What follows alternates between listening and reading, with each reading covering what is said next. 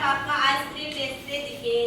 उसकी आइसक्रीम मलाई जैसी होती है। मैंने आइसक्रीम ले ली। मैं आइसक्रीम खाते हुए चल दिया। तभी रास्ते में मुझे चुन्नी दिखाई दी। वह मुझे बहुत डराता है। मैंने झट से अपना रास्ता बदल लिया। मैं दूसरी गली में पहुंच गया। मैंने जल्दी से आइसक्रीम मुंह में डाली क्योंकि यह पिघल रही थी। पर ये क्या, आइसक्रीम तो कपड़े जैसी हो गई। मैंने हाथ की तरफ देखा। मैंने तो आइसक्रीम की जगह बॉल चाट ली थी। समझ में आई कहानी? दूसरी कहानी सुनो।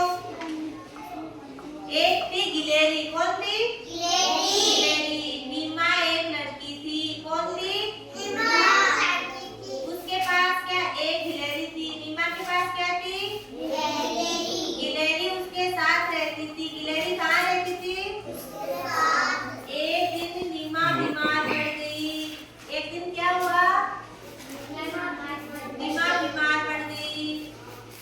गिलहरी नीमा के लिए परेशान थी। वह डॉक्टर की दुकान पर पहुंची। कौन पहुंची डॉक्टर की दुकान पर? गिलहरी। वहाँ वह डॉक्टर के कपड़े खींचने लगी।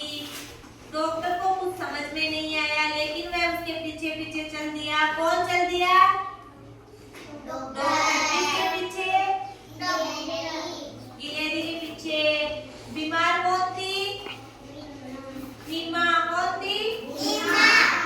गिलहरी एक घर में घुस गई। घर के अंदर नीमा लेटी थी। डॉक्टर को सब समझ आ गया।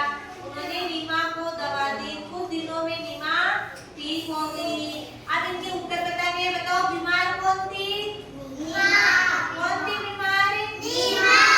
गिलहरी परेशान क्यों हो रही थी? क्योंकि नीमा बीमार थी। नीमा को दवाई किसने दी? किसने दी? जब आप बीमार होते हो तो आपको दवा लेने कहाँ जाते हो? हाँ, डॉक्टर के पास।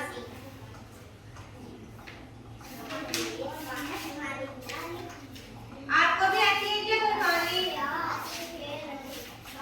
सुनाओ।